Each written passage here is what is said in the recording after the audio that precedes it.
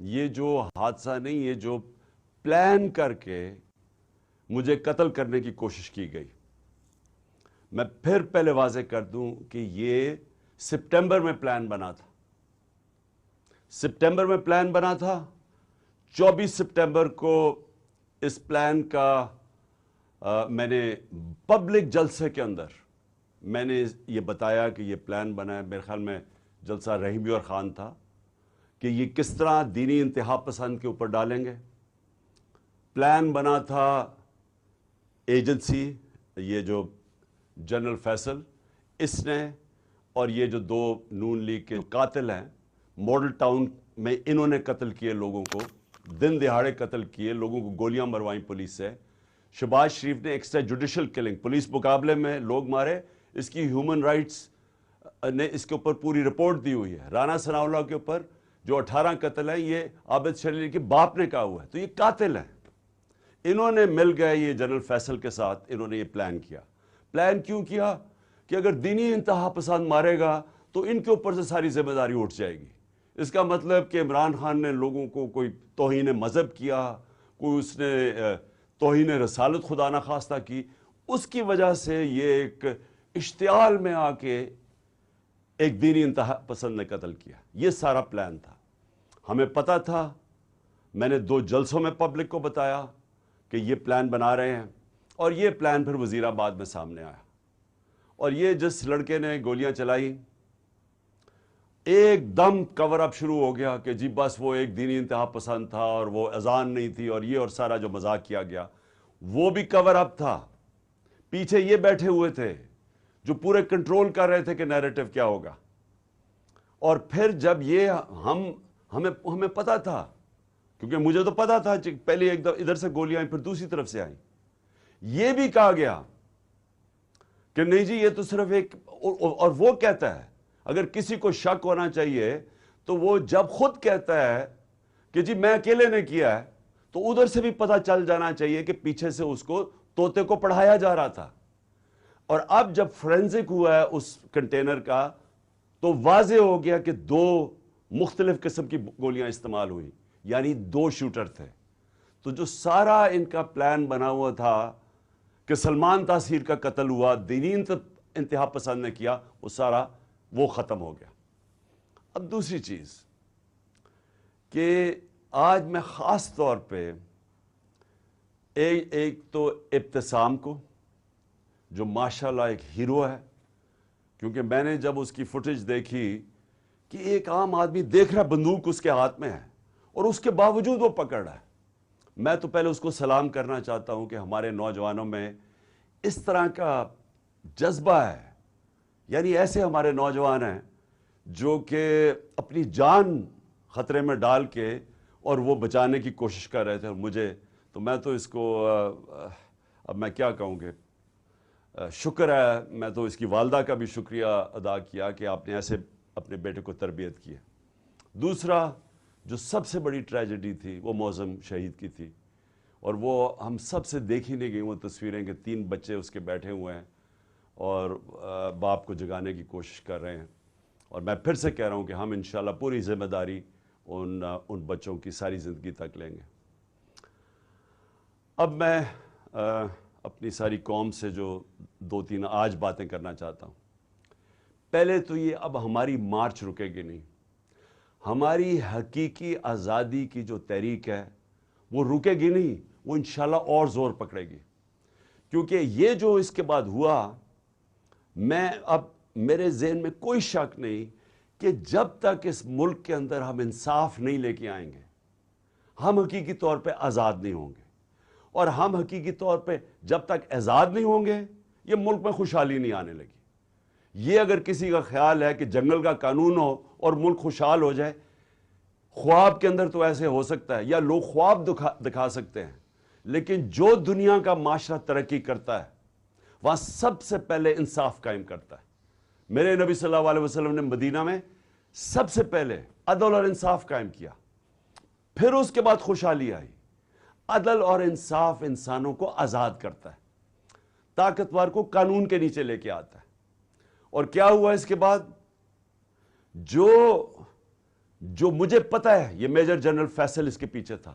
مجھے پتا ہے کہ جب سے میجر جنرل فیصل آیا اور ساتھ اس کے فہیم آیا ہے, انہوں نے تب سے ہمیں اس طرح دہشت گردوں کی طرح انہوں نے ہمارے اوپر ظلم کیا.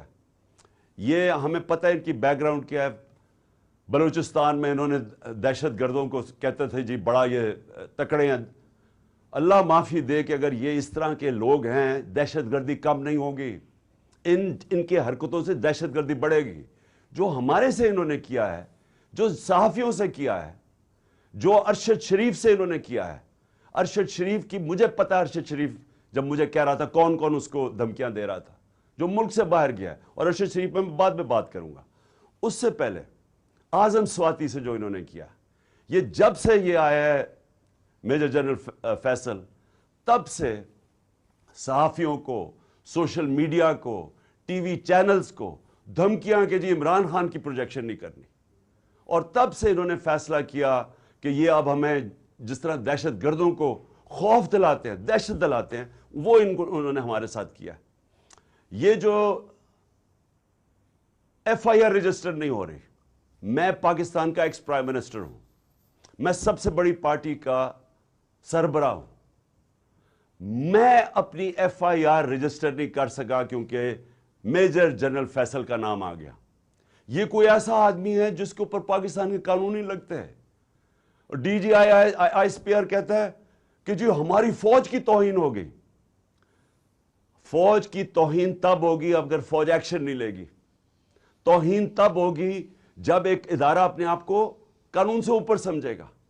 جب وہ یہ کرے گا کہ ایک پرائم منسٹر کا اگر ایف آئی آر رجسٹر نہیں ہوتی, میں سوال پوچھتا ہوں کہ عام آدمی کی کیا حیثیت رہے گی اس ملک میں. ایک عام آدمی سے جب کوئی ظلم کرتے ہوں گے یہ لوگ, تو وہ کیا کرتا ہوگا, وہ کدھر جاتا ہوگا. اور یہ جب تک یہ جنگل کا قانون رہے گا یہ ملک ترقی نہیں کر سکتا. ہم آزاد نہیں ہو سکتے. انصاف حقوق دیتا ہے, حقوق انسان کو آزاد کرتے ہیں. یہاں تو prime minister, ex prime minister کے حقوق نہیں ہیں. میں ایف آئی آر رجسٹر نہیں کر سکتا اس میجر جنرل فیصل پہ, ان کے اوپر نہیں کر سکتا. یہ جو پرائم منسٹر اور یہ جنہوں نے, میں پھر سے کہوں, ماڈل ٹاؤن میں دن دہاڑے لوگوں کو قتل کیا تھا, جن کی ایکسٹرا جوڈیشل کلنگ کی کہانیاں ہیں, اگر ان کے اوپر ہم نہیں کر سکتے تو فائدہ کیا. کیا وہ جو لڑکا, وہ جو جس نے اپنے بیان بدلے ہیں, اور کیا وہ لگتا تھا دینی انتہا پسند؟ اسے ذرا دیکھیں, کیا وہ اس کی بیک گراؤنڈ ہے, کیا وہ اتنا کوئی دینی آدمی لگتا تھا کہ وہ جا کے کسی کو گولی مار دے گا؟ اور اس کو جس طرح طوطے کی طرح پڑھایا گیا ہے, سبق پڑھائے گئے ہیں, اور پھر جیسے ہی پتا چلا, اور جو ہم نے تو اوپر سے ہمارے گولیاں گزری ہیں, کہ جیسے ہی واضح ہو گیا کہ دوسرا شوٹر تھا, اس کا مطلب یہ جو سارا پروگرام بنایا ہوا تھا سپٹمبر میں کہ دینی انتہا پسند عمران کو قتل کرے گا کیونکہ اس نے توہین کر دی, وہ سارا ختم ہو گیا. اور میں اس لیے سپریم کورٹ کے چیف جسٹس کو آج مخاطب کرنا چاہتا ہوں. دیکھیں سر, آپ کی بہت بڑی ذمہ داری ہے آج پاکستان پہ. قوم آپ کی طرف اب دیکھ رہی ہے. قوم یہ دیکھ رہی ہے کہ پاکستان کا ex prime minister first information report اپنی درج نہیں کروا سکتا, جو اس کا حق ہے. انویسٹیگیشن ہو, اس کے بعد پتا چل جائے کہ کیا جی جو ٹھیک ہے یا نہیں. میں اپنے سارے, جو مجھے پورا پتا ہے کہ یہ پلان کب سے بنا, کیسے بنا, وہ ویڈیو کس نے نکالی, کس ایجنسی نے وہ ویڈیو نکالی, کون سے ایجنسی کے ساتھ یہ جو وقار ستی ہے اس نے اس کو اٹھایا, پھر کس طرح وہ پی ٹی وی نے 4 دن چلائی. اب پی ٹی وی 4 دن اس طرح کی چلا رہا ہے ویڈیو, اشتعال دینے کے لیے اور پلان کرنے کے لیے کہ جب یہ قتل کریں گے تو کہیں گے جی تو اس نے بڑی توہین کر دی مذہب کی. اور اس کے بعد یہ جو نون لیگ کی, یہ جو وہ دونوں مریم, دونوں جھوٹی, اور پھر یہ جو جاوید لطیف, انہوں نے جو پریس کانفرنس کرتے ہیں, میں تب سے لگا ہوا ہوں کہنے کہ ان کا پلان بنا ہوا تھا کچھ اور. ان کو کوئی دین سے تعلق نہیں ہے. چوروں کو دین سے تعلق نہیں ہوتا. چوروں کو صرف چوری بچانے سے تعلق ہوتا ہے. جب چور دین کی باتیں شروع کر دیں کہ جی دین سے توہین ہوگی, تو پیچھے کوئی اور گیم تھی, اور وہ واضح ہوگی کہ تھی. اور ان کے ساتھ مل گیا تھا یہ میجر جنرل فیصل, اور اس کی ٹیم نے پوری طرح یہ سارا کچھ انہوں نے پلان کیا, سارا اسکرپٹ کے مطابق گیا. اور اللہ کا کرم ہے, زندگی موت جس کے ہاتھ میں ہے، وہ کہتا ہے کہ ایک پلان انسان بناتا ہے اور ایک میں بناتا ہوں، اس نے بچا لیا۔ اور میں چیف جسٹس چاہتا ہوں صاحب کہ آپ اس کے اوپر ایکشن لیں۔ قوم آپ کی طرف دیکھ رہی ہے۔ یہاں شہباز گل کے اوپر کسٹوڈیل ٹارچر ہوئی جب سے یہ فیصل آیا ہے، اور وہ شہباز گل اس کا نام لیتا ہے، اس کے نیچے لوگوں نے کی، کچھ نہیں ہوا۔ یہاں اعظم سواتی سے جو کسٹوڈیل ٹارچر ہوئی، اس سے جو کیا، ساری دنیا میں بدنامی ہوئی پاکستان کی، کوئی سو موٹو ایکشن نہیں لیا گیا۔ اور جب اعظم سواتی کی وہ جو ویڈیو کیسٹ نکلا ہے، ایک یعنی ملک سوچتا ہے کہ ہم اس سے نیچے گر سکتے ہیں۔ میں چیف جسٹس صاحب پوچھتا ہوں، اس سے نیچے گر سکتی ہے قوم؟ ہماری تو ہے ہی اسلامک سوسائٹی۔ میں مغربی سوسائٹیز کو کے اندر سے جانتا ہوں، وہاں کوئی تصور نہیں کر سکتا کہ اس طرح کی ویڈیو نکال کے اور اس کی بیوی کو بھیجیں۔ تو ہم کتنا نیچے گر چکے ہیں۔ کب آپ اس ملک کا انصاف کا نظام ہمیں پروٹیکشن دے گا، ہماری حفاظت کرے گا؟ وہ کب وہ وقت آئے گا؟ اور یہ اگر گولی کامیاب ہو جاتی، یہ مجھے مار دیتے، تو مجھے بتائیں، ایک ہی تو جماعت ہے اس وقت ملک میں جو سب سے بڑی پبلک کے اندر ہے، فیڈرل پارٹی ہے، تو ان کا تو پلان یہ تھا کہ وہ تتر پتر ہو جائے۔ تو یہ تو دشمن چاہتے ہیں پاکستان کے۔ تو اس لیے میں نے ریکویسٹ بھی کی ہے کہ 4 چیزیں چیف جسٹس صاحب آپ کو دیکھنی پڑیں گی۔ میری ایف آئی آر، اور اب واضح ہو گیا کہ 2 شوٹر ہیں کیونکہ وہ فرینزکس میں نکلا ہے، تو اس کا مطلب کہ جو انہوں نے کہا تھا ایک ہی آدمی نے اور دینی انتہا پسند، وہ ختم ہو گئی بات۔ نمبر 2 اعظم سواتی، اس کے اوپر پوری تحقیقات ہوں۔ اور نمبر 3 جو ارشد شریف سے ہوا ہے، جو ارشد شریف سے ہوا ہے، جو ویڈیو دکھائی گئی ہے ٹی وی پروگرام پہ کل، میرا پہلا سوال یہ ہے کہ ایک ٹی وی اینکر کے پاس کیسے ویڈیو آ گئی، جبکہ اس کی والدہ جو پوسٹ مارٹم کے ریزلٹس مانگ رہی ہیں ان کے پاس تو نہیں آئی، ٹی وی اینکر کے پاس کیسے آ گئی؟ اور میرا نمبر 2 سوال یہ ہے کہ کون اس کی تحقیقات کرے گا؟ کون اب کینیا سے کیوں نہیں انہوں نے کینیا فوری طور پہ لیٹر لکھا کینین اتھارٹیز کو، گورنمنٹ کو لکھنا چاہیے پوچھنے کے لیے کہ شروع کا تو بیان یہ تھا کہ جناب وہ رانگ آئیڈینٹی پہ مارا گیا ہے، اور اب واضح ہو گیا ہے کہ یہ ایک پلان کر کے تشدد کیا اس کے اوپر، اس کے بعد گولی ماری گئی۔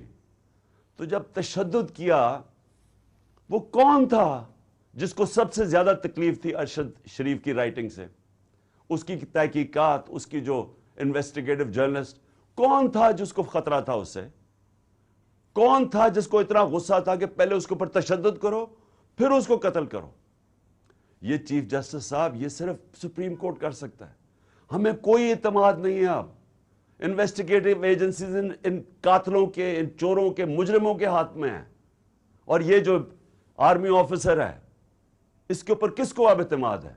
مجھے پتا انہوں نے کور اپ کیسے کیا، مجھے پتا ہے کہ آتے ساتھ ہی پنجاب پولیس کو کس نے کنٹرول کر لیا۔ گورنمنٹ ہماری ہے، ہم ہیں پنجاب کے اندر، ہماری حکومت ہے، وہ پولیس کہیں اور سے کنٹرول ہو رہی ہے، اور اب پولیس سے میں ایف آئی آر نہیں رکھوا سکتا، اور پھر کون سے کس نے جا کے اس کی ٹیپ ریلیز کی؟ یہ کون سی دنیا میں ہوتا ہے؟ ہم سر بنانا ریپبلک بننے جا رہے ہیں۔ بنانا ریپبلک کے اندر ادھر کوئی انصاف نہیں ہوتا، اس لیے وہ بنانا ریپبلک ہے۔ وہاں جنگل کا قانون ہوتا ہے، اور یہ جنگل کا قانون بننے جا رہا ہے۔ اور اس وقت یہ ملک کو بچانا ہے آپ نے۔ دیکھیں، ملک اس وقت اداروں کے اندر، قوم جو ہے وہ اداروں کے اندر اعتماد کھو بیٹھی ہے، اس کو بحال کرنے کی ضرورت ہے۔ ملک اداروں کے بغیر نہیں چلتا، ادارے ملک کو چلاتے ہیں۔ مغرب میں اور ہمارے میں اور ڈیولپڈ ملک اور غریب ملکوں میں فرق ہی یہ ہے کہ ان کے ادارے مضبوط ہیں، کوئی قانون سے اوپر نہیں ہے۔ یہاں مذاق بنا ہوا ہے کہ جی ایک آپ نے آفیسر کے اوپر ہاتھ رکھ، جی ڈی جی آئی ساری فوج کو بدنام کر دیا۔ یعنی یہ اگر سوچ آ جائے جس معاشرے میں، مجھے بتائیں اس سے زیادہ تو دشمن اداروں کا اور ملک کا ہو ہی نہیں سکتا کہ جی ہمارے ادارے کا نام ہی نہ لیں۔ میں کہہ رہا ہوں کہ یہ پیچھے تھا فیصل، مجھے پتا ہے اس نے سارا کروایا ہے، مجھے پتا اس نے ماسٹر مائنڈ کیا سب کچھ، کیونکہ مجھے تو، میں 3.5 سال پرائم منسٹر تھا، میرے نیچے تھی ایجنسیز، مجھے پتا ہے کیسے چلتی ہیں ایجنسیز، مجھے اندر سے انفارمیشن آ رہی تھی. اور میں اگر پرائم منسٹر، ملک کا ex prime minister FIR register نہیں کر سکتا، اور اگر یہ کہنا کہ جی عمران اپنا سیاست چمکانے کے لیے کر رہا ہے، مجھے سیاست چمکانے کے لیے یہ کرنے کی ضرورت نہیں ہے. اس وقت سارے پاکستان کے اندر کہیں چلے جائیں، ایک اگر پارٹی کبھی بھی اتنی مقبول ہوئی ہے پاکستان کی تاریخ میں، وہ آج یہ پارٹی ہے. اور وہ یہ نہیں کہ میں نے کوئی بڑے کارنامے دیے ہیں، وہ ان چوروں کو دیکھ کے قوم ہماری طرف آ گئی ہے. اور اسی لیے ہمیں ضرورت نہیں پڑی کہ کسی کے اوپر الزام لگائیں تاکہ میری سیاست اوپر چلی جائے. یہ ملک کا مسئلہ ہے، اور چیف جسٹس صاحب یہ ملک کی فیوچر کا مسئلہ ہے، اور یہ فیوچر آپ کے ہاتھ میں ہے. اس ملک کی عدلیہ کے اوپر ساری قوم دیکھ رہی ہے. اس وقت لگتا یہ ہے کہ بس ایک یہ جو چاہے گا، یہ فیصل جیسے لوگ جو چاہے گا، ان کے سامنے کوئی کھڑا ہی نہیں ہوتا. اور یہ ملک سے دشمنی ہو رہی ہے. ملک تب تکڑے ہوتے ہیں، میں پھر سے آپ کو کہوں، جدھر قانون کی حکمرانی ہوتی ہے. اور میں آخر میں خاص طور پہ پاکستان کی وکلا کمیونٹی کا خاص طور پہ شکریہ ادا کرتا ہوں کہ جس طرح وہ کھڑے ہوئے ہیں. اور مجھے خوشی یہ ہے کہ وکلا یہ سمجھ گئے ہیں کہ اب ان کی ذمہ داری ہے رول آف لا، قانون کی حکمرانی قائم کرنا پاکستان کی وکلا کمیونٹی کی ذمہ داری ہے. اور یہ ایک ڈیفائننگ مومنٹ ہے پاکستان میں. ہر وہ آدمی جو اس ملک میں رول آف لا چاہتا ہے، اور رول آف لا کے بعد ہی حقیقی جمہوریت آتی ہے، اور حقیقی جمہوریت ہی حقیقی آزادی ہوتی ہے. یہ سب اکٹھے چلتے ہیں. اس وقت کچھ بھی نہیں ہے یہاں. تو میں وکلا کے اوپر بھی آج ان کا شکریہ ادا کرنے کے بعد میں امید لگاتا ہوں کہ آپ اپنا رول پلے کریں گے. اور میں اپنے سارے جو آج لوگ آئے ہیں اور جو آج جدھر سے ہماری مارچ شروع ہو رہی ہے، میں آج سب کو پیغام دینا چاہتا ہوں کہ دیکھیں یہ عمران خان کے لیے نہیں ہو رہا سب کچھ، یہ آپ سب کے لیے ہو رہا ہے. یہ اس ملک کے مستقبل کی جنگ ہے. یہ اس قوم نے جیتنی ہے. آزادی قومیں اپنی آزادی کی جنگ جیتتی ہیں. عمران خان تو میں تو کوشش ہی کر سکتا ہوں، لیکن آپ سب نے اس میں شرکت کرنی ہے، کیونکہ مستقبل آپ کا ہے اور آپ کے بچوں کا ہے. اور جب تک کہ ایک قوم اپنی آزادی چھینتی نہیں ہے، آزادی کوئی پلیٹ میں نہیں دیتا، تو اس کے لیے جدوجہد کی ضرورت ہے. میں تیار ہوں، جب تک میں زندہ ہوں میں اس کی پوری جدوجہد کروں گا. جب تک میں زندہ ہوں میں کبھی پیچھے نہیں ہٹوں گا. اور میں انشاءاللہ پنڈی پہنچوں گا، اور جب یہ قافلہ انشاءاللہ پنڈی پہنچے گا میں ان کو وہاں ریسیو کروں گا، اور میں سارے پاکستان سے اپنے لوگوں کو انوائٹ کروں گا، سب کو کہوں گا آئیں. کیونکہ یہ اس وقت جو اس ملک کی حقیقی آزادی میں شرکت نہیں کرتا، وہ یاد رکھیں کہ وہ اللہ نے ہمارے دین کے اندر یہ ہمیں حکم دیا ہے کہ ظلم اور نا انصافی کے آپ مقابلہ کرو، جس کو کہتے ہیں جہاد. یہ اللہ کا ہوتا ہے. آزادی کے لیے کھڑے ہونا یہ اللہ کا حکم ہے ہمیں. اور امر بالمعروف کہ آپ اچھائی کے ساتھ کھڑے ہوں. یہ جو چور سارے اکٹھے ہو گئے اور اوپر بیٹھ گئے ہیں، قومیں چوروں کے خلاف اور کرپشن کے خلاف لڑتی ہیں. کوئی ایک آدمی نہیں کچھ ٹھیک کر سکتا. تو میں ساری قوم کو آج دعوت دیتا ہوں کہ ہمارے ساتھ اس مارچ میں شرکت کریں. اور انشاءاللہ جب میں پنڈی، جس دن میں آپ کو دعوت دوں گا، آپ نے سب نے پنڈی آنا ہے اس ملک کی حقیقی آزادی کے لیے. شکریہ. پاکستان زندہ باد.